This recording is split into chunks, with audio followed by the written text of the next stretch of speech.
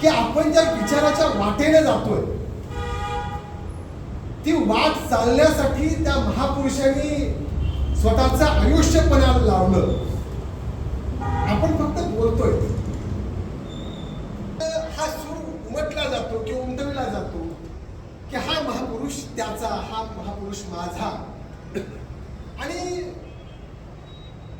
त्या महापुरुषांनी जे काम केलेलं आहे त्याची उंची आपण कमी करून टाकतो. खर तर जगभराचा जर इतिहास, भारत असा देश असेल की जिथं दगडांची संख्या कमी पण महापुरुषांची संख्या जास्त. ज्या माणसाने हजारो वर्षाचा इतिहास व्यापून टाकला, अशा या महापुरुषांच्या यादींची आपण जर सरभक्ती करायला लागलो तर निश्चित स्वरूपामध्ये त्याच्यामध्ये लाखो नावं आपल्यासमोर येऊ शकतात. तुम्ही इथं का आलात? एवढा पाऊस पडला होता, ह्या सगळ्या गोष्टी, अक्षय तृतीया काल होती. काल सरांनी सांगितलं माझ्या कॉलेजमध्ये, पण मला काल 2 व्याख्यानं होती, त्याच्यामुळे मी काल तारीख दिली नाही सरांना. आज ती तारीख मोकळी होती. आणि कसं आहे की आपण सगळेजण उत्सव प्रिय, काल सोनं घ्यायचं असेल, बरोबर आहे, नवीन काहीतरी वस्तू घ्यायची असेल, हे सगळे बरेच जण जातात. पण त्याच्या पलीकडे जाऊन आपण विचार केला पाहिजे. आणि याच्यासाठी महापुरुषाची जयंती ह्या तिथीनुसार नाही, त्या तारखेनुसार नाही, ती वर्षभर साजरी केली गेली पाहिजे, या मताचा मी आहे. मित्र, माझ्या ओळखीचा एक चिकट माणूस आहे, प्रचंड कंजूस, विचारू नका. त्याच्या कंजूशीच्या शब्दा घेतात लोक, एवढा कंजूस. आणि एके दिवशी तो योगेश्वरीच्या मंदिरामध्ये पोहोचला, देवीच्या. तुम्ही हात जोडले, म्हणजे दुर्गेला भारी, मी एक नवस बोलतो तुला, 1 कोटी लॉटरीचं तिकीट लागू दे, त्याच्यामधली 11 रुपये एवढी मोठी रक्कम तुझं दान करतो. शपथ घेतो, वचन घेतो, प्रतिज्ञा घेतो. निघून गेला. पहिल्या दिवशी काही लॉटरीचं तिकीट लागलं नाही. दुसऱ्या दिवशी, तिसऱ्या दिवशी, चौथ्या दिवशी, 6 महिने झाले, वर्ष झालं, लॉटरीचं तिकीट लागलं नाही. पुन्हा पोहोचला, दोन्ही हात जोडले, म्हणले ही अंबाबाई, मी तुला वर्षभर साकडं घालतोय की 1 कोटी लॉटरीचं तिकीट लागू दे, पण मला काही लागलं नाही. 11 रुपये तुझ्या दानपेटीमध्ये टाकण्याचा काही विषयच नाही. म्हणले उद्यापासून मी येणार नाही. हा शेवटचा नमस्कार घे. नमस्कार ठोकला, घरी गेला. देव आहे का नाही मला माहित नाही, तो बसवेश्वरांनाही माहित नव्हता, कारण संत तुकारामांनी लिहून ठेवले, माझ्या लेखी देव मेला असो त्याला असो. आणि पाषाण देव पाषाण पायरी, पूजा एकावरी पाय ठेवी. पाषाणाचा देव आहे, पाषाणाची पायरी आहे, एकावर पाय ठेवायचा आहे आणि दुसऱ्या दगडाचं दर्शन घ्यायचं आहे. म्हणून पहिलं दर्शन कोणाचं? पहिल्या दगडाचं. तुला राग येता का? आणि मग तो घरी गेला. योगायोगाने त्याला स्वप्न पडलं. आता वर्षभर जातो मला स्वप्न पडणार, आणि देवी त्याच्या स्वप्नामध्ये गेली. आणि त्याला उठवलं आणि सांगितलं, भल्या माणसा, गेल्या 1 वर्षभरापासून तू माझ्या मंदिरामध्ये येतोयस, तुला 1 कोटी लॉटरीचं तिकीट लागावं अशी माझी मनोमनी इच्छा आहे, पण त्याच्याही पेक्षा जास्त 11 रुपये एवढी मोठी रक्कम तू दानपेटीमध्ये टाकणार आहेस, याचं कौतुक जास्त आहे. असं म्हणल्यानंतर तो चिकट माणूस असं म्हणाला, मग काय हरकत आहे, का बरं लागलं नाही? 1 वर्ष झालं मी दर्शन घ्यायला येतो तुझ्याकडं. त्यावेळेस त्या देवीनं उत्तर दिलं की अरे भल्या माणसा, लॉटरीचं तिकीट लागण्यासाठी अगोदर लॉटरीचं तिकीट विकत घ्यावं लागतं, ते तू अजून घेतलं नाही. आमच्या सगळ्यांची अवस्था काय झाली आहे? आम्ही सर्वजण या गोष्टीच्या पाठीमागे पळतोय की महापुरुष आम्हाला समजले पाहिजेत, पण आम्ही कोणती पुस्तकं लॉटरीच्या तिकिटाच्या माध्यमातून खरेदी करतोय, वाचतोय, हे आम्हाला समजत नाही. आणि म्हणून आधार मल्टीस्टेटचं याच्यासाठी कौतुक करायचं आहे की तुम्ही फक्त पैशाचे चेक देत नाहीत, आज व्याख्यानाच्या निमित्तानं तुम्ही विचाराचा चेक ह्या लोकांना. मित्रांनो, असं मानलं जातं की एखादा मूल्य विचार हा त्या युगाचा विवेक असतो. म्हणजे त्या युगामध्ये जो काही विवेकशील विचार केलेला असतो त्याचं ती फलनिष्पत्ती म्हणजे तो विचार असतो. मग बुद्ध घ्या, बसवण्णा घ्या किंवा बाबासाहेब घ्या. खरं तर मला सरांनी जर अगोदर सांगितलं असतं तर मी आज तुमच्या समोर परिवर्तनाची परंपरा, बुद्ध, बसवण्णा, बाबासाहेब नावाचा विषय मांडला असता. पुन्हा काहीतरी आपण त्याच्यावर बोलूया. तर मी सांगत होतो तुम्हाला की तो विवेक घेऊन ती माणसं विचार मांडत असतात. बसवण्णा हे युग निर्मातेत. कोणतं युग निर्माण केलं? जाती अंताचं युग निर्माण केलं, स्त्री पुरुष समतेचं युग निर्माण केलं, या देशामधल्या संसदीय लोकशाहीच्या पायाभरणीचं युग निर्माण केलं. आणि इतकंच नाही तर मानवतावादाचं युग निर्माण करत असताना समतावादाची पहिली जबरदस्त पेरणी मध्ययुगीन कालखंडामध्ये महात्मा बसवण्णांनी केली. म्हणून अनेक विचारवंत मध्ययुगीन कालखंडामधला दक्षिण भारतामधला बुद्ध म्हणजे बसवण्णा आहे असं मानतात. लक्षात, इतकं प्रचंड मोठं काम बसवण्णांनी आपल्या कालखंडामध्ये केलं. आणि समता, आज समतेचे प्रणेते महात्मा बसवेश्वर या विषयावर मी बोलणार आहे. मी तो वक्ता नाहीये की फक्त नावापुरता विषय घेतो आणि मग विषय सोडून देतो. मी विषयाला शेवटपर्यंत सोडणार नाही, याची शाश्वती मी तुम्हाला देतो. समता म्हणजे काय? समतेचा अर्थ नेमका काय? म्हणजे श्रीमंत माणसाकडे पैसे काढायचे आणि गरिबांना वाटायचे, याला आपण समता म्हणायचं का? किंवा दिसण्यामधला फरक संपवायचा, याला समता म्हणायचं का? तर हे आपण संपवू शकत नाही. नैसर्गिक विषमता जी आहे ती विषमता असणारच आहे, परंतु मानव निर्मित विषमता नष्ट करणं म्हणजे समता. हा समतेचा सगळ्यात गोळीबंद अर्थ आहे. आणि म्हणून अशी समता जी मानव निर्मित विषमता नष्ट करते, त्याच्यासाठी महात्मा बसवण्णांनी प्रयत्न केला. आता बसवण्णा कोण आहे? तर भारतामध्ये 5 महात्मे झाले नाही त्या लोकांना महात्मा ही पदवी लोकांनी बहाल केली. कारण आत्मा आहे का नाही तो नाकारला पाहिजे. बुद्धांनी आम्हाला शिकवलं, ते बसवण्णांनी सुद्धा शिकवलं. बरोबर आहे, आत्मा नावाचा प्रकारच असत नाही, परंतु आपण त्याला चैतन्य असा एक शब्द देऊयात. जे माणसाच्या प्रतिभा किंवा प्रज्ञेच्या मध्ये असतो ते चैतन्य, आणि त्या चैतन्याची महानता ज्यावेळेस वाढते त्यावेळेस तो महात्मा होत असतो. अशी जर आपण व्याख्या स्वीकारली तर मित्रांनो, इसवी सन पूर्व 6व्या शतकामध्ये पहिला महात्मा झाला तो महात्मा गौतम बुद्ध. दुसरा महात्मा 12व्या शतकामध्ये महात्मा बसवण्णा. तिसरा महात्मा 13व्या शतकामध्ये महात्मा कबीर. चौथा महात्मा ज्यांनी फक्त पाण्याचा हौद सर्वसामान्य माणसासाठी खुला केला नाही, तर या देशामधल्या विचारांचा हौद सर्वसामान्य माणसासाठी खुला केला, ते महात्मा ज्योतिबा फुले. आणि 5वा महात्मा म्हणजे महात्मा गांधी. लोकांनी ह्या पदव्या यांना दिल्या. आणि त्याच्यामध्ये महात्मा बसवण्णा म्हणजे सर जे म्हणाले ते एकदम बरोबर आहे. आम्ही ईश्वर चिटकवण्यासाठी प्रयत्न करत असतो. मूळ ज्ञानोबा आहे, आम्ही ज्ञानेश्वर केला. बरोबर आहे. मूळ, आता तुम्हाला आश्चर्य वाटेल, माझी PhDच बसवेश्वरावर आहे. मी 5 तास बोलू शकतो बसवेश्वरावर, तुम्हाला काय काळजी नको. महाराष्ट्र कर्नाटकामधली पहिली PhD जी राजकीय विचारांतून बसवेश्वरांना सादर करते. आणि मित्रांनो, पहिला माणूस त्याचे आपण आभार मानले पाहिजे, त्याचं नाव आहे PB देसाई. पांडुरंग देसाई नावाचा माणूस, जो कर्नाटकामधल्या पुरातत्व विभागाचा प्रमुख होता आणि त्यानं पहिल्या सुरू बसवेश्वरांचा ऐतिहासिक अभ्यास केला. त्याच्या अगोदर बसवेश्वर कोण होते? बसवेश्वराची पूजा अक्षय तृतीयेला लोक बैलाची पूजा करून साजरी करत होते. तुम्हाला आश्चर्य वाटेल, ज्या माणसानं प्रचंड विद्रोह केला आणि त्याच्या विद्रोहाच्या नंतर प्रतिक्रांती, जर आपण बाबासाहेबांचं क्रांती प्रतिक्रांती वाचलं असेल तर आपल्याला कळू शकतं की विचारांची क्रांती झाली की निश्चित स्वरूपामध्ये प्रतिगामी लगेच प्रतिक्रांती करत असतात. तशी प्रतिक्रांती राजसत्तेच्या माध्यमातून राजा बिज्जलाने घडवून आणली होती. आणि बसवण्णा हा झालाच नाही, तो पुराण पुरुष आहे, तो शिवाचा कोणीतरी दुसरा अवतार आहे असं सांगण्यात आलं. आणि बैलाची पूजा केली गेली.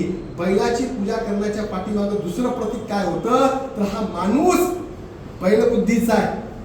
ज्यानं माणसाला माणूस म्हणून जगायला शिकवलं, त्याला बैलबुद्धीचा करण्याचा प्रयत्न केला गेला. आणि म्हणून PB देसाईंनी पहिल्या सुरू अर्जुनवाडचा शिलालेख शोधून काढला, ज्याच्यामध्ये बसवेश्वरांचा उल्लेख कसा आहे, बसवेश्वरांचा बसवेश्वर म्हणूनही उल्लेख नाही आणि बसवण्णा म्हणूनही उल्लेख नाहीये, तर त्याच्यामध्ये उल्लेख असा आहे, पूर्वराधीश्वर मादिराज तनुज बसवराज. बसवराज हे त्यांचं मूळ नाव आहे, लक्षात घ्या. आणि वचन साहित्य जे सापडलं, आता तुम्हाला मी पुढे सांगेन की ज्यावेळेस आता सांगितलं सरांनी हरळ्या चांभाराचा मुलगा शिलवंत आणि मधुमया ब्राह्मणाची मुलगी रत्ना यांच्यामध्ये ज्यावेळेस विवाह लावला आणि विवाह लावल्यानंतर जी प्रतिक्रांती केली राजसत्तेनं, त्याच्यानंतर 120 कोटी वचनं लिहिली होती. किती? 120 कोटी वचनं ती जाळण्यात आली. त्याच्यामधली हजारो वचनं पाठीवर गाठोडे घेऊन, कारण ती ताडपत्रावर कोरलेली होती, ती घेऊन अगदी उळवीपर्यंत, म्हणजे 2 टोक आहेत, कल्याण ते उळवी इथपर्यंतचा प्रवास पायी लोकांनी केला आणि तिथं जाऊन ती लपवण्याचा प्रयत्न केला. दुसरा माणूस, ज्या माणसाचे उपकार बसवेश्वरांचं साहित्य वाचत असताना आपण केला पाहिजे, तो म्हणजे फगू हळकट्टी नावाचा एक वकील माणूस. तुम्हाला आश्चर्य वाटेल, एकदा सासरवाडीला गेल्यानंतर भिंतीची पूजा होतीये हे बघितल्यानंतर त्यांनी सासरवाडीमधल्या लोकांना विचारलं, कधीपासून पूजा करताय? त्यांनी सांगितलं 4-5 पिढ्या गेल्या पूजा केली जातीये. त्यांनी टिकाव घेतला, खोड्या घेतला, भिंत फोडली. पाहता तर काय, सगळे गाठोडे वचनांच्या खाली पडले आणि खाली पडल्यानंतर ती सगळी वचनं त्यांनी बघितली आणि बघितल्यानंतर स्वतःची जमीन विकली, घर विकलं, किराया घ्यावं लागले, वकिली सोडून दिली. ही गोष्ट 1915ची. आणि मित्रांनो, त्या माणसानं इतका मोठा त्याग केला. त्यांनी ख्रिश्चन मिशनऱ्यांना हे सगळं दाखवलं, त्यांनी ते छापायला नकार दिला. त्यावेळेस एक छापखाना त्यांनी विकत घेतला आणि त्याच्यावरती रात्रंदिवस वचनं छापण्यासाठी बसू लागले. त्यावेळेस त्यांचा मुलगा लंडनला शिकायला होता. त्यावेळेस तिथून ब्रिटिश सरकारची एक तार आली की तुमचा मुलगा हिवताप होऊन गेलेला आहे आणि त्याच्या अंत्यविधीसाठी तुम्हाला यायचं आहे. त्यावेळेस फगू खालकट्टीनी आपल्या बायकोला हा निरोप दिला नाही. शेवटी त्यांनी ब्रिटिश सरकारला लंडनला पत्र पाठवलं की जो मुलगा गेलेला आहे त्याच्या आई वडील दोघंही हयात नाही, त्याचे अंत्यसंस्कार तुम्ही करू शकता. मित्रांनो, हे सगळं का केलं? मी जर इथून उठलो तर हे सगळं साहित्य जे विद्रोहाचं, क्रांतीचं, शांतीचं आहे ते लोकांपर्यंत जाणार नाही. म्हणून त्यांनी तो निरोप ब्रिटिश सरकारला दिला होता. एवढं मोठं काम ह्या माणसाने केलं होतं. हे साहित्य तुमच्या आणि माझ्या हातामध्ये आलं. 1105 ते 1167 हा बसवण्णांचा 62 वर्षाचा कालखंड आहे. 62 वर्ष महात्मा बसवण्णा जगले. यांचा जन्म कुडल संगम पासून जवळ असलेल्या बसवण बागेवाडी, ते मूळ बागेवाडी हे गाव आहे, त्या बागेवाडी या गावामध्ये झाला आणि त्यांचा मृत्यू हा कुडल संगम या ठिकाणी झाला. त्याच्या इतिहासामध्ये आपण पुढे जाणार आहोत. वय वर्ष 6 असताना, आता आपल्याकडे सगळ्यात मोठी गल्लत काय माहितीये का? माणूस मोठा होऊ लागला की त्याला ब्राह्मण हा शिक्का मारायला लोक लगेच तयार असतात. बसवण्णा ब्राह्मण होते असं मानलं जातं, समाजामध्ये पेरलं जातं. बरोबर आहे? अहो, इथं बुद्धाला विष्णूचा अवतार बनवलं गेलं. बरोबर आहे? आणि म्हणून जेवढे जेवढे क्षत्रिय होते त्या सगळ्यांना ब्राह्मण, ते विद्वान आहेत म्हणून ब्राह्मण हा शिक्का मारला गेला. लक्षात घ्या. तुम्ही सांगा, कुठल्या ब्राह्मणाच्या घरामध्ये कृषी संस्कृतीचं नाव ठेवलं जातं? वृषभ नावापासून बसव नाव येतं. लक्षात घ्या. बहिणीचं नाव नागलांबिका, नागवंशाशी संबंधित आहे, नागलांबिका. आईचं नाव मादलांबिका आहे, वडिलाचं नाव मादिराज आहे. हे सगळे क्षत्रियामधली नाव आहेत. आणि कुठल्या ब्राह्मणाचा शिलालेख लिहिला गेला हो पूर्वराधीश्वर म्हणून? लिहिला गेला नाही. आणि म्हणून बसवण्णा हे नाव योग्य आहे. अण्णा म्हणजे मोठा भाऊ आणि अक्का म्हणजे मोठी बहीण. लक्षात घ्या. आणि तंबा म्हणजे लहान भाऊ. वचन साहित्यामध्ये हे सगळे पुरावे येतात. बसवण्णा असा उल्लेख येतो, बसवा असा उल्लेख येतो, कुठेही बसवेश्वर असा उल्लेख येत नाही. आणि वीरशैव हा शब्द फुसका शब्द आहे बरं का, तो 13व्या शतकामध्ये घुसळला गेला. हे सगळी बदमाशी कुणाची आहे? तर जगद्गुरु म्हणणारे जे लोक आहेत की भगवे कपडे घालून त्यांनी स्वतःला लिंगी ब्राह्मण म्हणून घोषित केलं. का? आमची दुकानदारी बंद पडता कामा नये म्हणून वीरशैव लिंगायत असं लावलं गेलं. मूळ लिंगायत हा शब्द आहे, ज्याच्या गळ्यामध्ये लिंग जो आयत करतो म्हणजे धारण करतो तो लिंगायत आहे. अशी ती परिभाषा आहे. जसं लोकायत तसं लिंगायत. भारतामधली जेवढी अवैदिक परंपरा आहे विचारांची, धर्मांची, त्याच्यामध्ये जैन, बौद्ध, लिंगायत, चारवाक एवढेच ते अवैदिक परंपरेमध्ये येतात, महानुभाव पंथ एक येतो त्याच्यामध्ये. म्हणून ह्या सगळ्या गोष्टी आपण विचारात घेतल्या पाहिजे. आणि मग बसवण्णा 6 वर्षाचे होते आणि 6 वर्षाचे असताना बसवण्णांनी आपल्या वडिलांना प्रश्न केला. पहिला प्रश्न होता की आपण चांभाराकडून जोडे तयार करून आणतो आणि पायामध्ये घालण्याच्या अगोदर तुम्ही म्हणता की त्याच्यावर गोमूत्र शिंपडलं पाहिजे. बाबा, जोडे घातल्यानंतर पायामध्ये काटा मोडत नाही, मग ते जोडे अपवित्र कसे असू शकतात? या प्रश्नाचं उत्तर वडिलांकडे नव्हतं. दुसरा प्रश्न केला आईला की आई, ज्यावेळेस नाहव्याकडून कटी म्हणजे हजामत करून येतो त्यावेळेस तू म्हणतेस घरामध्ये शिवायचं नाही, घरामध्ये शिवल्यानंतर झुरळ होतात. अगं आई, जो माणूस आपल्या अंगावरची घाण साफ करतो त्याला शिवल्यानंतर घरामध्ये घाण कशी होऊ शकते? आईकडे या प्रश्नाचं उत्तर नव्हतं. तिसरा प्रश्न त्या लेकरानं आपल्या आईला विचारला की अगं आई, की तू आणि माझी मोठी बहीण दर महिन्याला 4 दिवस घराच्या बाहेर बसता आणि सांगता की मला कावळ्यानं शिवलं. आई, तुलाच कसा कावळा शिवतो, मला का बरं शिवत नाही? आणि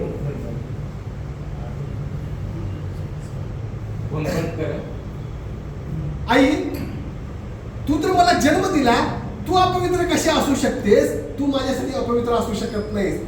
आणि असं का?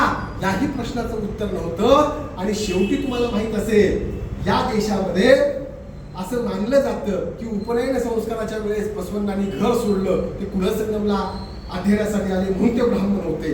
हे सगळं घुसडलेलं आहे. जातवेद मुनी नावाचा, ज्या माणसानं जात नाकारली, ज्या माणसानं वेद नाकारले, तसा जातवेद मुनी हे नवीन कॅरेक्टर उभा करून तो बसवण्णांचा गुरु म्हणून सिद्ध केलं गेलं. मित्रांनो, ईशान्य गुरु नावाचा एक माणूस तो बसवण्णांचा गुरु होता, ज्यानं बसवण्णांना हे सगळं शिकवलं. म्हणजे अनेक धर्मग्रंथांचा अभ्यास बसवण्णांना त्या ठिकाणी करता आला आणि मग त्याची चिकित्सा बसवण्णांनी पुढच्या काळामध्ये केली. बसवण्णांना 2 बायका होत्या आणि त्या 2 बायकापैकी एक गंगांबिका, दुसरी निलांबिका.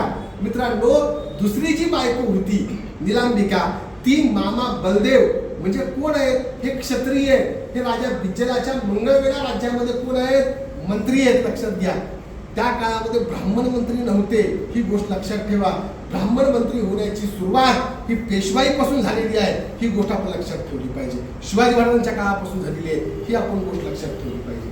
हा 12व्या शतकामधला सगळा संपूर्ण कालखंड आपण समोर ठेवला पाहिजे. आणि मग बसवण्णा मंगळवेढा या ठिकाणी कारकून म्हणून रुजू झाले. पहिल्या सुरू त्यांना 100 सोन्याच्या मुद्रा एवढा वार्षिक पगार होता. कारकुनापासून या माणसाला सुरुवात केली आणि मग एके दिवशी राजा बिज्जल, तो कल्याणीच्या चालुक्याचा महामंडलेश्वर होता, म्हणजे तो सरंजाम होता. त्याचं राज्य मंगळवेढ्याला सोलापूर जिल्ह्यामध्ये आहे, तिथं होतं. महात्मा बसवण्णा 12 वर्ष मंगळवेढ्यामध्ये राहिले. लक्षात घ्या, पहिला सुरू राजा बिज्जलाच्या त्या सिंहासनावर एक ताम्रपट सापडला.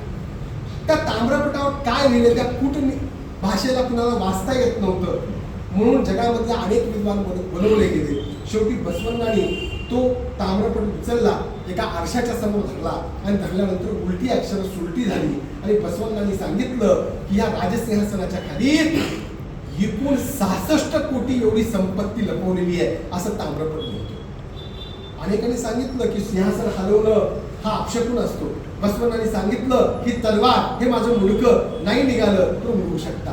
आणि मग सिंहासन बाजूला केलं आणि 66 कोटी एवढ्या सुवर्णमुद्रा बाहेर पडल्या. त्यावेळेस राजा बिज्जल असं म्हणाला की बसवण्णा, आजपासून तुम्ही कोण? अर्थमंत्री, आणि ही सगळी संपत्ती तुमच्याकडे निघालेली आहे, याच्यामधली जेवढी संपत्ती तुम्हाला पाहिजे आहे तेवढी तुम्ही घेऊ शकता. त्यावेळी जर महाराष्ट्राचा अर्थमंत्री राहिला असता तर म्हटला असता, सिंचन तर झालेलं आहे, हे सगळं सुद्धा माझंच आहे की नाही. पण बसवण्णा असं म्हणाले की राजा, ही संपत्ती तुझी नाही, ही संपत्ती माझी नाही, ही संपत्ती लोकांची आहे आणि ती लोकांसाठी खर्च झाली पाहिजे. आणि म्हणून त्या कालखंडामध्ये स्त्री शिक्षण, लघु उद्योग, कुटीर उद्योग आणि जे दुबळे लोक आहेत, समाजामधले सगळ्यात पीडित लोक आहेत, त्यांना उभं करण्यासाठी जे जे म्हणून आहे त्यासाठी ती सगळी संपत्ती बसवण्णांनी खर्च करायला हवी. राज्यकर्ता कसा असावा तर तो महात्मा बसवण्णासारखा असावा. परंतु बसवण्णांचं नाव घेणारे हे आजच्या काळामध्ये त्यांनी तरी ह्या देशामधली इंग्रजीची बाराखडी बदलवून टाकली. एक काळ असा होता की A for apple, B for bat आणि झेड फॉर झेब्रा आम्ही शिकायचो की नाही. आज ही बाराखडी ए फॉर आदर्श घोटाळा, बी फॉर बोफोर्स घोटाळा, ई फॉर इलेक्ट्रोल बॉन्ड घोटाळा, एफ फॉर फॉरेस्ट घोटाळा, एस फॉर शुगर घोटाळा, एम फॉर मुद्रांक घोटाळा आणि झेड फॉर जमीन घोटाळा. एवढे घोटाळे बाराखडी सुद्धा कमी पडेल एवढे घोटाळे या देशामध्ये या देशातल्या राज्यकर्त्यांनी निर्माण केले. बसवण्णा एका वचनामध्ये खूप सुंदर सांगतात.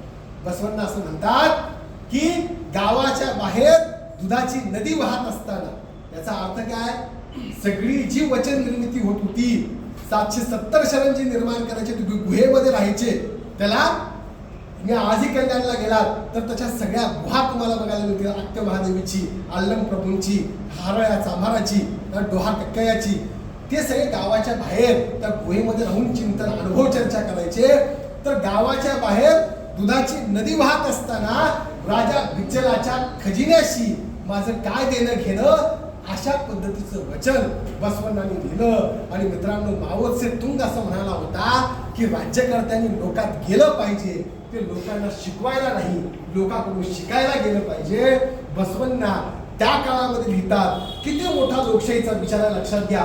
सरंजामशाही व्यवस्थेमध्ये, राजशाही व्यवस्थेमध्ये मोठा होण्याची इच्छा नाही, मोठा होण्याची इच्छा नाही, पामर राहण्याची इच्छा आहे.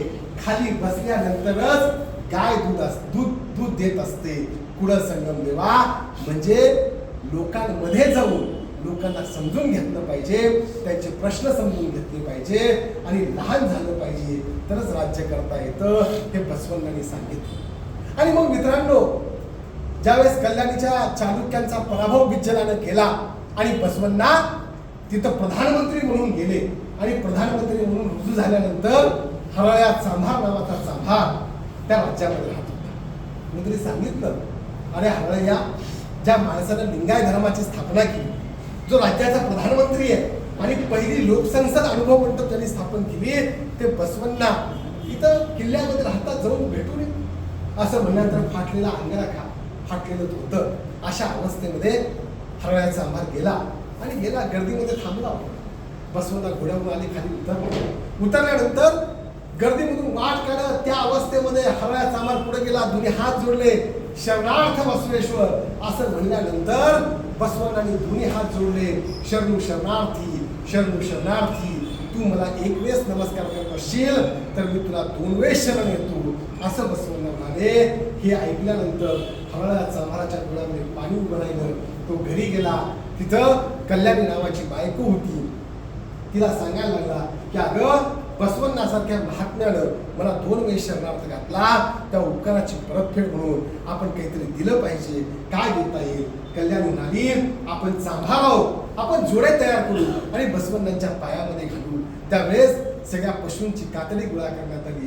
प्रत्येक कातडं महात्मा बसवण्णांच्या पायासाठी योग्य आहे का हे हरळ्या चांभार बघत होता. कुठलंच कातडं, हे पशुचं कातडं बसवण्णांच्या पायासाठी योग्य नाही हे पाहिल्यानंतर तो नाराज झाला. कल्याणी म्हणाली, महाराज तुम्ही नाराज होऊ नका, तुम्ही तुमच्या डाव्या पायाच्या मांडीचं कातडं काढा, मी माझ्या डाव्या पायाच्या मांडीचं कातडं काढते, त्याच्यापासून जोडे तयार करू आणि ते जोडे बसवण्णांच्या पायामध्ये घालू. दोघांनी आपल्या डाव्या पायाच्या मांडीचं कातडं काढलं, जोडे तयार केले, ते वाळू दिले आणि 3-4 दिवसानंतर हरळ्या चांभार ते जोडे घेऊन बसवण्णांकडे गेला. दोन्ही जोडे समोर ठेवले आणि म्हणाला, तुम्ही मला 3-4 दिवसापूर्वी 2 वेळेस शरणार्थ घातला, त्या उपकाराची परतफेड म्हणून हे जोडे आणलेत, हे जोडे पायामध्ये घाला. बसवण्णाने जोड्याकडे बघितलं. बसवण्णा म्हणाले, अरे हरळ्या, हे जोडे कुठल्या पशुच्या कातडीचे वाटत नाहीत, हे कुठल्या तरी माणसाच्या कातडीचे वाटत आहेत, हे कुणाच्या कातडीचे जोडे आहेत. त्यावेळेस त्यांनी सांगितलं, माझ्या बायकोनं आणि मी डाव्या पायाच्या मांडीच्या कातड्यापासून हे जोडे तयार केलेत, पायामध्ये तुम्ही घालावेत. त्यावेळेस बसवण्णांच्या डोळ्यामध्ये पाणी उभं राहिलं. बसवण्णा म्हणाले, अरे हरळ या, ह्या जोड्यांची जागा माझ्या पायामध्ये नाही तर माझ्या डोक्यावर आहे. पण जोडे उचलले, डोक्यावर ठेवले आणि संपूर्ण कल्याण राज्यामध्ये मिळवले. एका सर्वसामान्य माणसाच्या मनामधल्या वेदना जस एखाद्या माणसाच्या मनामध्ये संवेदनेच्या स्वरूपामध्ये अवतीर्ण होतात, तस माणसाचा महात्मा होतो. हे बसवण्णाने आम्हाला शिकवलं. आणि म्हणून बसवण्णा माणसांना सांगतात, जसं आपण अभंग वाचतो तसं वचन साहित्य निर्माण केलं सगळ्या शरणांनी. किती 770 शरण आणि 1,96,000 जंगम. जंगम याचा अर्थ जात नाही. जंगम म्हणजे जो स्थिर राहत नाही, जो प्रचार करतो तो जंगम. शंकर मरुदेव अफगाणिस्तानहून आले, कुठं? कल्याणला. अक्का महादेवी पहिला घटस्फोट घेऊन आपल्या राजा कौशिकासोबत नग्न अवस्थेमध्ये काश्मीरच्या बुडीतळीवरून कल्याणला आले. लक्षात घ्या, सोलापूरचे सिद्धरामेश्वर कल्याणला गेले. ही सगळी मंडळी सगळी कल्याणच्या भोवती एकवटली. त्याचं कारण काय आहे? कारण हा सगळा विचार मानवतेचा विचार. आणि म्हणून त्यांनी वचन साहित्य निर्माण केलं. आम्ही ज्यावेळेस पाहतो त्याच वचनामध्ये बसवण्णा खूप सुंदर सांगतात. समाज निर्माण करायचा, त्याची बांधणी करायची. काय करायचं? तर सज्जनांचा सत्संग करावा, सज्जनांचा सत्संग करावा, दुर्जनापासून दूर राहावे, दोन संघ पहिल्यास धरावे आणि दुसऱ्यास सोडावे. मला म्हणते आधार मल्टीस्टेट फायद्यात राहायचं कारण हेच आहे. हे वचन त्यांना बरोबर लक्षात आलं. सज्जनांचा सत्संग करावा आणि दुर्जनापासून दूर राहावे. आता दुर्जन काही एका प्रकारचे नसतात, अनेक प्रकारचे असतात की नाही? आणि बसवण्णांनी 7 गोष्टी सांगितल्या, 7 सूत्र. बघा लक्षात घ्या, आज आपण पाहतोय समाजामध्ये लोक सगळ्या गोष्टी करायला तयार आहेत, पण साध्या साध्या गोष्टी करायला तयार आहेत. त्यांनी सूत्रसंचालनाने सांगितलं, ते वचन पुन्हा एकदा उद्धृत करतो. 7 गोष्टी आहेत त्याच्यामध्ये. कोणत्या 7 गोष्टी आहेत? पहिली गोष्ट आहे, मला लक्षात घ्या, करू नये चोरी. करू नये चोरी, करू नये हत्या, बोलू नये मिथ्या, करू नये तिरस्कार, करू नये निंदा, करू नये आत्मस्तुती, नका हो नका रागू. हीच अंतरंग शुद्धी, हीच बहिरंग शुद्धी, हीच पुढे संगम देवाला प्राप्त करण्याची. ईश्वर प्राप्त करायचं म्हणजे काय? ह्या 7 गोष्टी करा. 7 तत्व जर पाळाल तर उत्तम समाज निर्माण होऊ शकतो. कसा निर्माण होईल? ज्या देशामध्ये ऋग्वेदाच्या 10व्या मंडळामध्ये सांगितलं गेलं की ब्रह्म नावाची कुठली तरी देवता आहे, त्याच्या तोंडामधून ब्राह्मण जन्माला आले, भाऊपासून वैश्य क्षत्रिय, मांड्यापासून वैश्य आणि डाव्या पायाच्या अंगठ्यापासून शूद्र जन्माला आले. बाबासाहेब तर त्याच्या पलीकडे जातात. बाबासाहेब म्हणतात एक ह्याच्या पुढे एक अजून वर्ण आहे, पंचम वर्ण, अतिशूद्र, अॅनिमेशन ऑफ कास्ट. आणि हू वेअर द शूद्राज नावाचे जर 2 ग्रंथ आपण वाचले तर निश्चित स्वरूपामध्ये कळतं. बाबासाहेब म्हणतात की अतिशूद्र कोण आहे? तर स्त्री सुद्धा अतिशूद्र आहे. हे तर शरीराचे घटक झाले. चप्पल म्हणजे अतिशूद्र, असं बाबासाहेबांचं विधान आहे. एलापुरे शास्त्रीचा उल्लेख करून बाबासाहेबांनी विधान केलं. मला लक्षात घ्या, म्हणजे ज्याचं स्थान घराच्या बाहेर, गावाच्या बाहेर. आणि बसवण्णांनी शूद्र आणि अतिशूद्र यांच्यासाठीच क्रांती केली. क्रांती याचा अर्थ रक्तपात नाहीये, ती शांतीच्या माध्यमातून सुद्धा होत असते. समतेचं तत्वज्ञान उभं करायचं होतं. आपल्या सर्वांना माहित आहे, महात्मा ज्योतिबा फुल्यांनी गुलामगिरी नावाचा ग्रंथ लिहिला आणि मनुस्मृती आणि ऋग्वेदाच्या 10व्या मंडळाचा उच्छाद केला.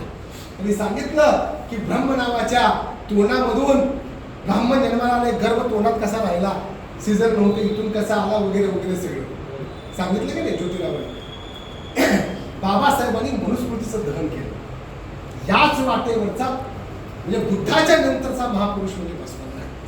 बसवण्णा एका वचनामध्ये ऋग्वेदाचा 10व्या मंडळाचा समाचार घेताना असं म्हणतात, लोखंड तापून झाले लोहार, लोखंड तापून झाले लोहार, सुवर्ण बळवून झाले सोनार, वेद पठण करून झाले ब्राह्मण, कपडे धुवून झाले परिट या जगी, कानातून कोण जन्मला कुडल संगम देवा. या जगामध्ये कुणाचाही जन्म कानातून झाला नाही, प्रत्येकाचा जन्म आईच्या गर्भातून झाला. प्रत्येक माणूस आणि म्हणून बसवण्णा असं म्हणतात, हरळया चांभार, डोहार कक्कय्या, मातंग चन्नय्या, हे सगळे म्हणजे आप्तस्वरूपी आहेत. अहो, डोहार कक्कय्या आजोबा आणि मातंग चन्नय्या माझा बाप आहे असं म्हणण्याचं धारिष्ट बसवेश्वराने त्या काळामध्ये दाखवलं. बसवनाथ म्हणतात, मातंग चन्नय्याच्या घरी आंबील पिऊन आल्यानंतर वेद चळचळा कापू लागले, शास्त्राला चक्कर आली, आगम बेशुद्ध पडली. कुडल संगम देवा, एका शरणाच्या घरी आंबील पिल्यानंतर एवढं जर घडत असेल तर मी असं दररोज करेन. बघा, लक्षात घ्या. तुम्ही विचार करू शकता, अहो ज्या गोष्टींबद्दल आज आपण खूप मोठ्या प्रमाणामध्ये बोलतोय, आवरस अनावरस, ज्या अनवरस मुलं आहेत त्यांना अधिकार मिळाला पाहिजे वडिलांच्या संपत्तीमध्ये, बरोबर आहे, त्यांना समाजामध्ये स्थान मिळायला पाहिजे. कोल्हाट्याचं पण आपण वाचलं की नाही. त्या काळामध्ये म्हणतात, डोहार कक्कयाच्या घरचा दासपुत्र. बघा, लक्षात घ्या, डोहार कक्कयाच्या घरचा दासपुत्र आणि मातंग चन्नय्याच्या घरची दासीपुत्री, दोघ जण जंगलामध्ये गेले. तिथं त्यांच्यामध्ये समागम झाला, म्हणजे आपल्या सर्वांना माहिती लैंगिक संबंध झाले आणि त्याच्यापासून माझा जन्म झाला कुडल संगम देवा, असं म्हणण्याचं काम समतावादी समाजासाठी बसवण्णांनी केलं. आणि बसवण्णांनी 5 सूतक नाकारली, पंचसूतक नाकारली. म्हणजे आमच्याकडे तर किती मोठी शोकांती, त्या बौद्ध धर्म स्वीकारला जातो आणि पुन्हा 13वं घालायचं, 10वं करायचं आणि इकडे तर काय म्हणायचं, आम्ही बौद्ध. बरोबर आहे. बसवेश्वरांनी सांगितलं की 5 सूतक ही असणार नाही, जी या देशामधल्या वैदिक धर्माने सांगितलं. कोणती सूतक आहेत? जनन सूतक, मरण सूतक, उच्चिष्ट सूतक, जाती सूतक आणि रजस्य सूतक. जन्मल्यानंतर विटाळ नाही, मेल्यानंतर विटाळ नाही, उष्ट खाल्ल्यानंतर शिधा चालतो, शिजवलेलं अन्न चालत. मग म्हणा कुणाच्या घरी पूजा करताय, बरोबर आहे. उच्चिष्ट सूतक, जाती सूतक, दुसऱ्या जातीच्या माणसाला शिवल्यानंतर सुद्धा मिटा, त्याची सावली पडल्यानंतर सुद्धा मिटा. आणि दर महिन्याला बाई अपवित्र होईल 4-5 दिवसासाठी, ते रजस्य सूतक नाकार. खूप सुंदर सांगितलं बसवलं. जन्मला की स्नान घाला त्या लेकराला 3 एकर 1 गुंठा म्हणतात तुम्ही, त्याला विभूती म्हणतो आपण. ती विभूती मुळा ते पवित्र झालं. मेल्यानंतर माती करू द्या, बाप करू द्या, माय करू द्या, माती करू द्या. लिंगायतामध्ये माती करून आल्यानंतर घरची चूल पेटवता येते, शेजाऱ्याचं घ्यायची गरज नाही. आणि तिसऱ्या दिवशी तर तिसरं पुन्हा लावलं. तिसऱ्या दिवशी तर तुम्ही जाऊन ते दूध पाजून दूध पित असतं. मग दूध पाजून आला, स्नान केलं की तुमचा धंदा तुम्हाला उघडता येतो, तुम्हाला नोकरीवर जॉईन होता येतं. कसले केस कापायची गरज नाही, कुठं जाऊन घोंगड्यावर झोपायची गरज नाही, काहीच तसला प्रकार नाही. विज्ञान ज्या कालखंडामध्ये भारतामध्ये नव्हतं, आज जे विज्ञान सांगते ते बसवण्णा एका वचनामध्ये सांगतात. किती मोठा समतेचा विचार करावा एखाद्या माणसानं. मासिक पाळी नाकारली ज्या माणसानं, लक्षात घ्या. आज इथं तुम्ही अंबाजोगाईमध्ये नवरात्रामधल्या कुठल्याही घरामध्ये जा आणि तिथल्या स्त्रीला विचारा घरामध्ये कालवते का, ती म्हणणार नाही, आता पाळी होती म्हणून गुढी खाल्ली. विज्ञानानं सांगितलं, आता परवा आरोग्य विभागानं सूचना काढली, जर पाळी वाढवण्यासाठी किंवा पुढे ढकलण्यासाठी गुढी खाल्ली तर गर्भाशयाचा कॅन्सर होतो त्या गुढी. त्या काळामध्ये बसवण्णा म्हणतात एका वचनामध्ये, रजस्थैर्याविन पिंडास नसे आधार. रजस्थैर्याविन पिंडास नसे आधार, जलबिंदूचा तो एकच व्यवहार. म्हणजे जर बाईला, तुम्हाला तुम्ही जाऊन विचारा, जेवढे स्त्रीरोग तज्ञ आहेत त्यांना जाऊन विचारा तुम्ही, जर 22 ते 28 दिवसामध्ये बाईला पाळी नाही आली तर ती बाई कधीच आई होऊ शकत नाही. बसवण्णा काय म्हणतात, रजस्थैर्याविन पिंडास नसे आधार, जलबिंदूचा तो एकच व्यवहार. वीर्यामध्ये गेलं की बरोबर 28 दिवसानंतर पाणी झाली की पुन्हा संबंध आले की लेकरू जन्माला येतं. हा सृष्टीचा नियम आहे. किती मोठी क्रांती करावी, किती मोठा विद्रोह करावा. आणि आज मात्र आम्ही काय करतो, शिव नको शिव नको शिव. चालू आहे अजून. तुम्हाला वाटतं का 1955चा अस्पृश्यता प्रतिबंधक अधिनियम पारित झाला आणि अस्पृश्यता संपली? बिलकुल नाही. समतेचा अधिकार दिला म्हणजे संपला असं आहे का? बिलकुल नाही. तुम्हाला मी उदाहरण सांगतो. आजही तुम्ही सोलापूर जिल्ह्यामधल्या पंढरपूर पासून 20 किलोमीटर अंतरावर असलेल्या चळे नावाच्या गावामध्ये जा आणि चळे नावाच्या गावामध्ये तुम्ही गेलात तर त्या ठिकाणी दलित समाजामधल्या कुठल्याही माणसाची हजामत त्या गावचा मालिक करत नाही. का? जर दलित समाजामधल्या माणसाची हजामत केली तर गावामध्ये सवर्ण आमच्याकडे हजामत करून घेत नाही, म्हणून सगळे दलित 20 किलोमीटर अंतरावर असलेल्या पंढरपूरमध्ये जाऊन हजामत करतात. कुठल्या समतेच्या गोष्टी बोलतो आहे?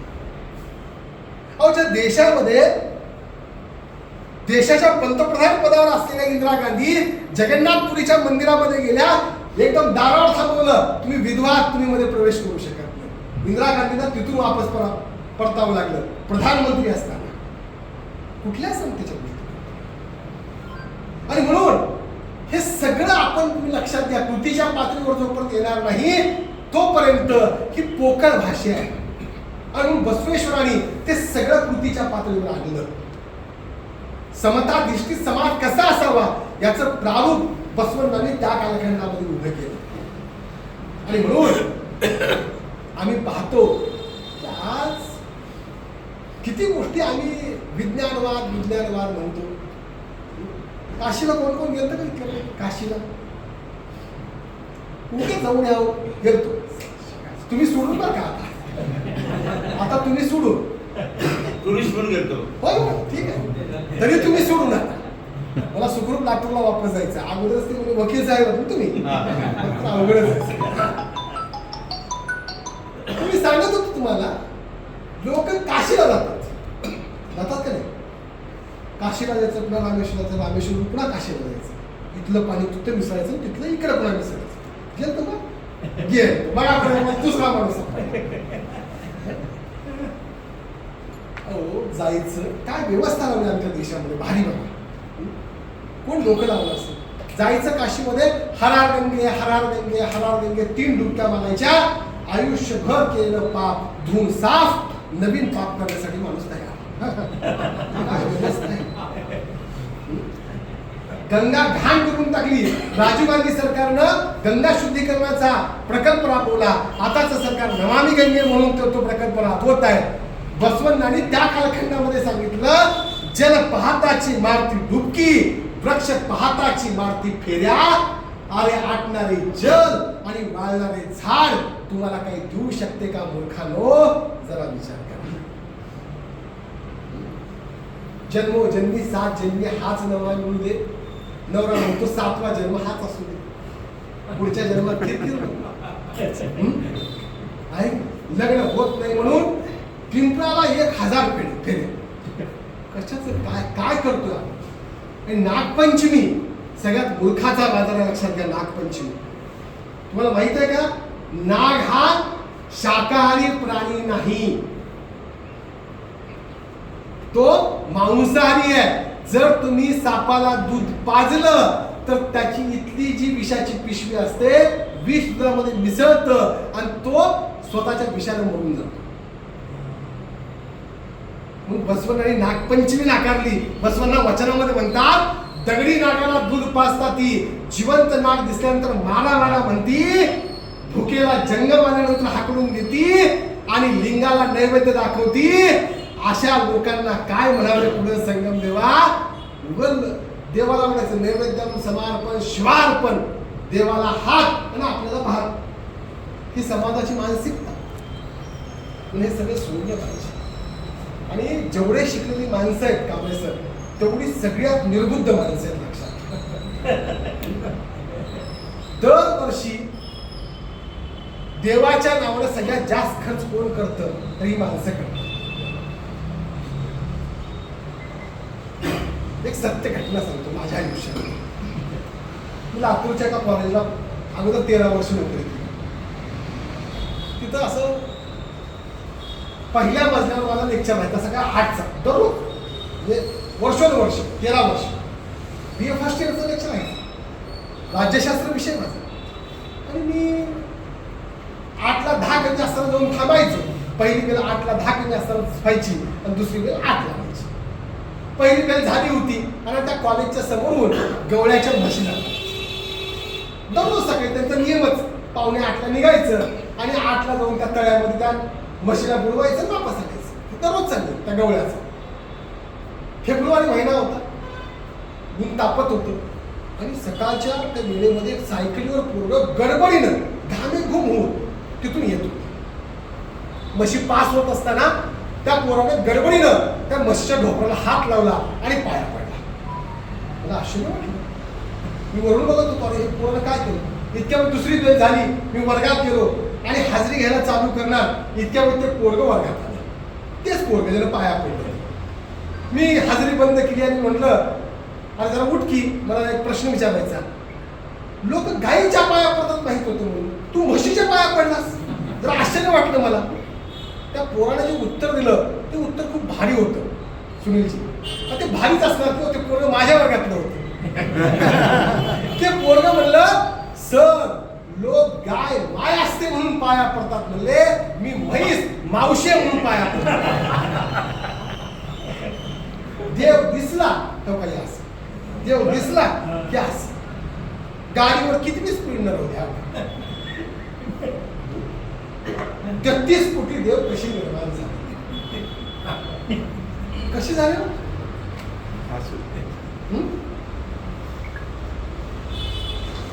तुला सांगता येईल का 33 कोटी देव कशी निर्माण झाली. कोण यादी केली का 33 कोटी देवांची. मी बसलो, 38 देव निघाले. 38 39 देव निघाला नाही. तेच रिपीट पुन्हा 10 अवतार. पुन्हा काहीतरी गोंधळ झालाय. स्वतःच्या मुलीवरच कोणता बलात्कार केला वगैरे वगैरे सगळा गोंधळ आहे. तुम्ही विचार करा 33 कोटी देव कशी निर्माण झाले. आणि मग मला संत तुकारामांचा एक अभंग आठवला आणि मग मला ते कळालं की कशी निर्माण झाली असते. पहिल्यापासून एकच देव होता, म्हसोबा. म्हसोबा कुठं असतो, गावाच्या बाहेर. एक बाई गेली त्याला काय लागतं, तेल आणि शेंदूर लागतं. बाई गेली त्याला शेंदूर फासला, हाताकडे बघितलं शेंदूर तसाच आहे. काय करायचं, हात पुसण्यासाठी दुसरा दगड घेतला, हात पुसला, ती बाई निघून गेली. दुसरी बाई आली, तिने बघितले 2 म्हसोबा. दोघांना फासलं, हात पुसण्यासाठी तिसरा दगड वापरला, तिने तिसरा देव तयार केला. असं करत करत 33 कोटी देव बाहेर या देशात. आणि म्हणून बसवण्णा म्हणतात मडके देव सुपदेव. मडके देव सुपदेव, दोरी देव. लक्षात घ्या, मडके देव सुपदेव, दोरी देव, धनुष्य देव आणि कंगवा सुद्धा देव. पाय ठेवण्यास जागा शिल्लक ठेवली नाही कुळ संगम देवा, एवढे देव निर्माण केले असं बसवण्णांनी सांगितलं. आणि परवा तर दिव्य झालं, आमच्या देशाच्या प्रधानमंत्र्यांनी एका मंदिराचा इंटरनॅशनल इव्हेंट केला का नाही. काय ते लोटांग, काय ती पूजा, बरोबर आहे की नाही. अरे ज्या देशाच्या राज्यघटनेच्या उद्देश पत्रिकेमध्ये धर्मनिरपेक्षता हा शब्द आहे आणि कोणत्याही शासकीय आणि प्रशासकीय पदावरच्या माणसानं कोणत्याही मंदिरामध्ये शासकीय पूजा करण्यासाठी सुद्धा जाऊ नये या मताचा नियम आहे. कारण राज्याला कोणता धर्म नाहीये. व्यक्तीचा वैयक्तिक धर्म असू शकतो, पण एखादा माणूस जर त्या पदावर बसला असेल तर तो सार्वजनिक झाला, तो वैयक्तिक नाहीये. आणि आम्ही आकडेवारी सांगतोय की एका महिन्यासाठी 32 कोटी रुपये मिळाले राम मंदिराच्या मधून. किती मूर्ख असतील लोक. बसवण्णाने खूप सुंदर समाचार घेतला हो. तुम्हाला सांगतो, देवालय कुठं वाढतात. मला हे वाक्य करून घ्या तुम्ही. ज्या देशामध्ये ग्रंथालय ओस पडतात त्या देशामध्ये देवालय, वेशालय आणि मद्यालय वाढत असतात. आणि म्हणून ग्रंथालय वाढली पाहिजेत. आमच्या शाळा बिनभिंतीच्या आहेत, पण या देशामधली मंदिरं आलिशान उभारली. बसवण्णांनी आपल्या वचनामध्ये सांगितलं, धनिक बांधती देवालय, धनिक बांधती देवालय, देवा गरीब मी काय करू, देहच माझे देवालय, देवळाचे खांब माझे पाय, मस्तक माझे सुवर्ण कळश, स्थावर पावे नाश. म्हणजे हे मंदिर, हे देहालय, हेच देवालय आहे. ह्याला नीट ठेवा. हं? हे 2 पाय उत्तम आहेत, ते खालचे खांब असतील, वरचं मुंडकं कळस असेल, कुठल्या मंदिरामध्ये जाण्याची गरज नाही. अरे या देशामधल्या शूद्र आणि अतिशूद्रांनी आणि स्त्रियांना मंदिरामध्ये प्रवेश नव्हता, त्या मंदिराला आपण तडीपार केलं पाहिजे. हे खऱ्या अर्थानं आपल्याला बुद्ध, बसवण्णा आणि बाबासाहेबांना अभिवादन करण्याच्या दृष्टीनं महत्वाचं आहे. आणि बसवेश्वरांनी काय दिला? कुठल्या मंदिरामध्ये जाण्याची गरज नाही, इष्टलिंग दिला. लक्षात घ्या, आतापर्यंतच्या धर्मसंस्थापकांनी माणसाला देवाकडे नेलं होतं. तर बुद्ध तर निरीश्वरवादी आहे, तो विषय संपला. हा, पण मध्ययुगीन कालखंडामध्ये प्रचंड स्तोम होतं देवाचं. म्हणून काय केलं? विश्वाच्या आकाराचा इष्टलिंग. त्याच्यामध्ये महादेव फिदेव काहीच नाही. तुम्ही जर नीट बघितलं असाल, विज्ञान काय म्हणतं? चकाकणाऱ्या काळ्या वस्तूवर जर अंधाऱ्या खोलीमध्ये समयीचे प्रकाश किरण पडले तर ते परावर्तित वेगानं होतात. ते जर डोळ्यामध्ये गेले तर रक्त अभिसरण प्रक्रिया वेगानं होते, मस्तिष्क उत्तम राहतं. असं विज्ञानाचं प्रतीक इष्टलिंग दिला. ते थोतांड नाहीये, त्याला विभूती लाव, त्याच्यावर बेल वहा, कुठं पंचामृत व्हा, असलं काही नाहीये.